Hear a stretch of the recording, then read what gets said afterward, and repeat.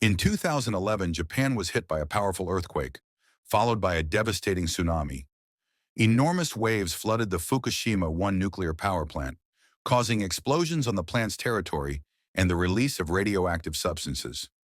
More than 150,000 people were evacuated from the disaster area.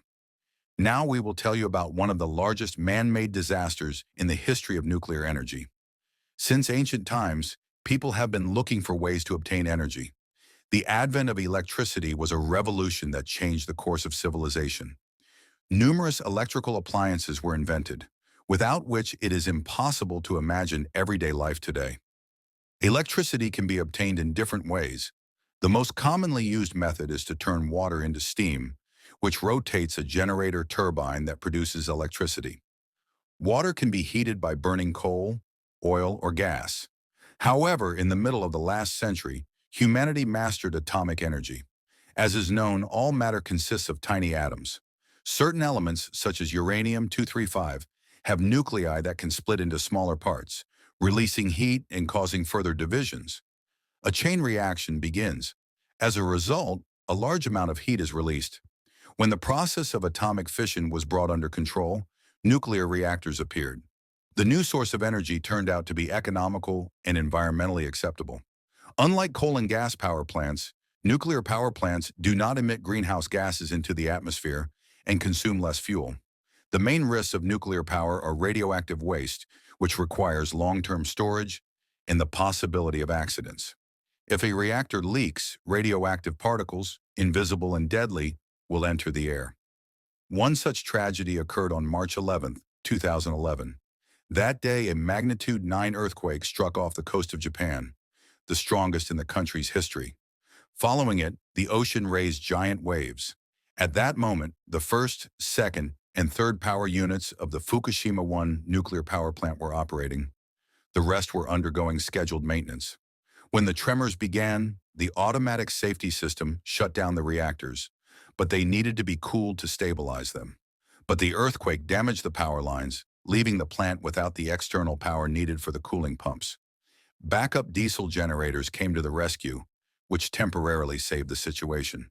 The station withstood the earthquake. But soon a new disaster occurred. About 40 minutes later, a tsunami hit the coast. The NPP protective barrier was designed for waves up to 5.5 meters. However, a wave 14 to 15 meters high hit the station like a 5-story building. Water flooded the equipment, penetrated the reactor buildings, and disabled diesel engines, batteries, and switchboards. Without power, the cooling systems of 3 reactors began to fail. The operators found themselves without control devices. The situation at the station became uncontrollable, and further developments were unpredictable. There were no clear instructions for such a case. It was not possible to quickly restore the power supply. The roads to the station were damaged, and the delivery of equipment was complicated. Workers used car batteries to power the control devices. It became clear an accident was developing. A mass evacuation began in the 20-kilometer zone, with over 150,000 people leaving the area. The media began discussing the global consequences. While specialists were looking for solutions, the first reactor began to melt nuclear fuel. Gases, steam, and fission products formed, and the pressure increased. When it became critical, the reactor shell was damaged, radioactive gases leaked, and a powerful explosion occurred. Hydrogen that had accumulated in the power unit building exploded, destroying its walls. The reactor itself survived. 2 days later, a similar explosion occurred in the third power unit, and then in the fourth, although its reactor was not working. The cause was, again, hydrogen, which spread through the ventilation. The second power unit also overheated and leaked, but without an explosion. Radiation levels around the plant increased sharply. However, unlike Chernobyl, where the reactor itself was destroyed, the explosions at Fukushima damaged the buildings but did not destroy the protective shells, so the scale of contamination was much smaller. The station was not prepared for a natural disaster. Having lost control over the reactors, the personnel could not quickly restore cooling. It took almost 2 weeks. Officially, the emergency stage ended after 9 months. It was assigned the highest, 7th danger level, like the Chernobyl disaster. By a lucky coincidence, the consequences were not as catastrophic as they could have been. Experts believe that one of the causes of the accident was miscalculations during construction. The station was built too close to the ocean and on low-lying territory.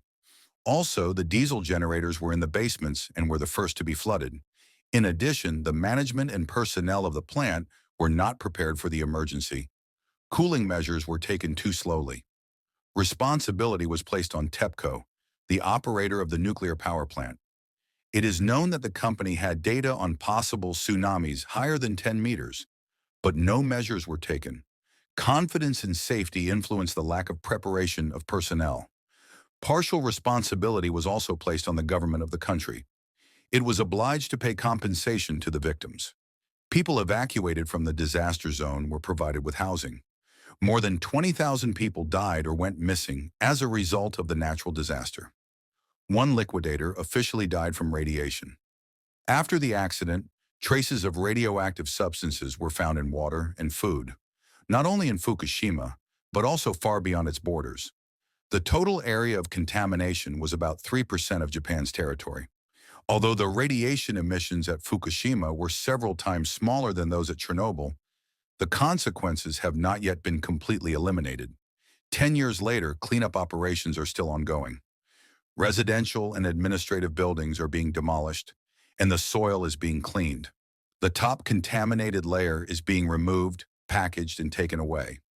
A major problem is the radiation getting into the ocean through groundwater. The solution was to freeze the soil around the reactors, creating an underground ice wall. This reduced radiation levels. But that's not the end of it. In 2021, Japanese authorities announced plans to dump more than 1 million tons of water used to cool the reactors into the ocean.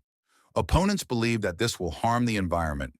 It is still forbidden to be in the area of the nuclear power plant.